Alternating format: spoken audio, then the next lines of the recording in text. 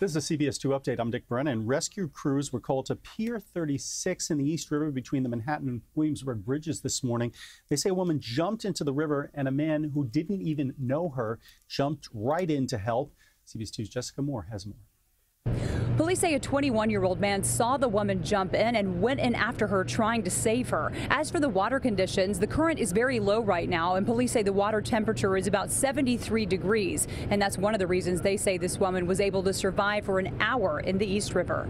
When she first jumped in, she had no clothes on, and we pulled her out. Police got the call around 5:30 this morning. A 20-year-old woman had jumped into the East River near the Williamsburg Bridge and was swimming south toward Pier 36. Officers say a 21-year-old man saw what happened and jumped in to help. He went in to save her. She went under the water, and he lost sight of her. So he was there. By the time we had gotten there, he was already out of the water. By 6 a.m., NYPD's Harbor Unit was on scene as the woman swam underneath the pier, fighting rescue crews trying to save her. We could hear her screaming, so we were trying to maintain voice contact with her. We were advising her that we were there to help her. She was very despondent, did not have any desire to come out of the water. We told her we were there to help her. She had no interest in coming out. Scuba divers and rescue crews eventually surrounded the woman, calmed her down, and pulled her onto the boat to safety. The woman was taken to Bellevue Hospital, where she's undergoing a psych evaluation. We're told she is in stable condition. As for that Good Samaritan, police say he pulled himself out of the water and refused medical treatment. They say they don't think he knew this woman and was just trying to help save her life. On the Lower East Side, Jessica Moore, CBS 2 News. Box truck and an SUV collided, then crashed into a wall outside a Queens house. Chopper 2 was over the scene in Ozone Park. Police believe the box truck may have run a red light, hitting the SUV, and it caused it to crash into a wall outside the home. This all happened on 109th Avenue. Now, the FDNY had to rescue 2 people from the vehicle. They were taken to Jamaica Hospital along with a 3rd person. Amazingly, police say the 3 people involved only suffered minor injuries. Now, we're getting new information about what police say led to an off-duty NYPD sergeant opening fire on a man in Brooklyn. Police say a 21-year-old man was following the off-duty officer when words were exchanged, and the man said to the cop, "You're going to die." Police say the man also faked having a gun in his pocket. That's when police say the sergeant shot the suspect. He was taken to a local hospital and is expected to survive. Police are looking for a hit-and-run driver in Suffolk County. The crash happened in Greenlawn around midnight. Investigators say the driver of a blue Hyundai Elantra hit a 32-year-old man, Sair Rodriguez, then kept on going. Rodriguez is in critical condition. The Bronx bodega where 15-year-old Lissandro Jr. Guzman Feliz was brutally stabbed to death has been sold. The NYPD says the Cruz and Chicky store on East 183rd Street and Bathgate Avenue has a new owner. Guzman Feliz died after a group of suspected gang members dragged him out of the bodega and attacked him. The owner has faced criticism by those who say he didn't do enough to help the dying teenager who had turned to him for help. The owner says he tried to protect the boy by hiding him behind the counter. Police have arrested 12 people in connection with the murder. There are plans to rename the corner in honor of Feliz. No word yet on what the new owner plans for the store. Well, school is starting next month. Administrators are looking to improve school safety. CBS2's Tony Aiello is in Westchester with more. Better coordination to improve safety at schools, the subject of a first-of-its-kind summit at the Westchester Intelligence Center. The center opened 10 years ago to analyze crime patterns and terror threats in real time. Now, analysts also track social media, looking for red flags that could be warning of possible school violence or attacks. The center, run by the Office of District Attorney Anthony Scarpino, is working to build a culture of cooperation among Westchester's 40-plus school districts. School resource officers started meeting Thursday, comparing notes and working on ways to better share intelligence about possible threats. The SROs say problems often span multiple districts, so sharing what they're hearing from students is essential.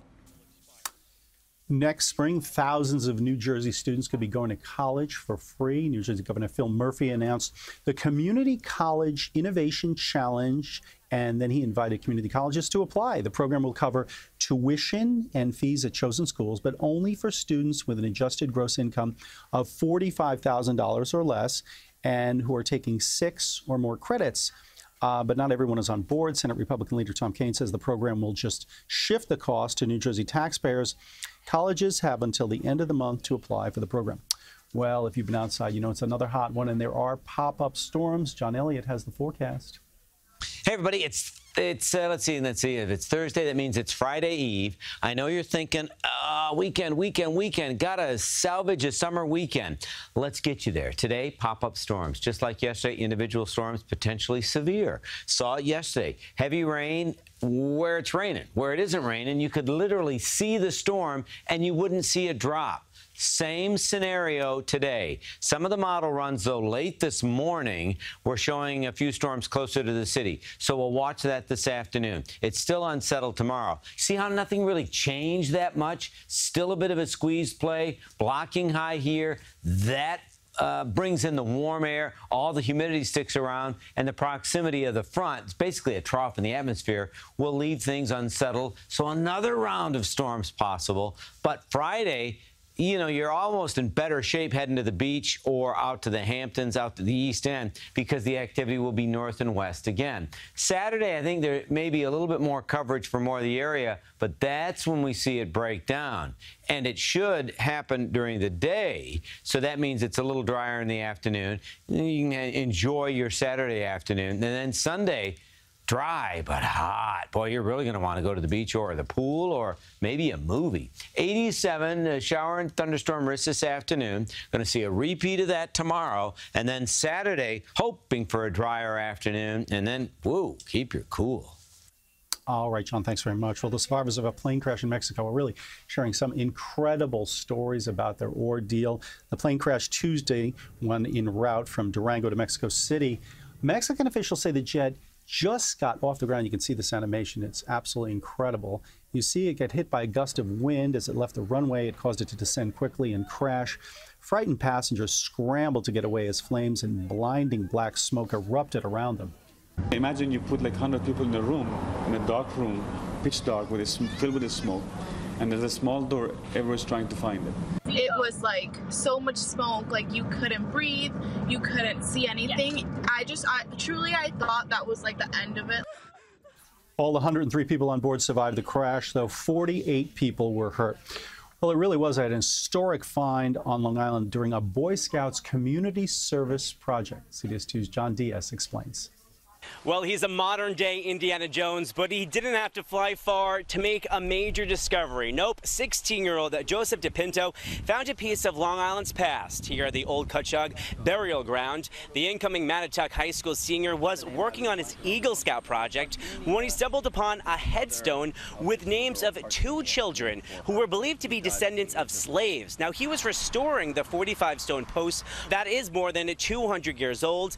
They border the burial ground. He was digging up one of them when he found the headstone at least 3 feet in the ground. Now, the headstone also includes what are believed to be the names of each child's parents. So historians were able to find its proper spot here in the cemetery. Now, DePinto says that he is not done yet with this project. However, he doesn't think, though, that he's going to be finding any more tombstones. That's what is here, though, from Cutchogue. John Diaz, CBS 2 News.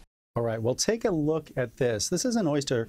We're told practically the size of a shoe. It was found on the Hudson River last weekend. The River Project says it was plucked from below a pier in Manhattan and could be the biggest ever found in the Hudson River. It's 22 centimeters long. For comparison, that's about the size of a woman's size 6 shoe, and it weighs, get this, 1.3 pounds. A lot to shuck there. Well, that's your CBS 2 News update. Stay with us at cbsnewyork.com, and you can check us out on our Facebook and Twitter pages for the latest news as it happens. I'm Dick Brennan.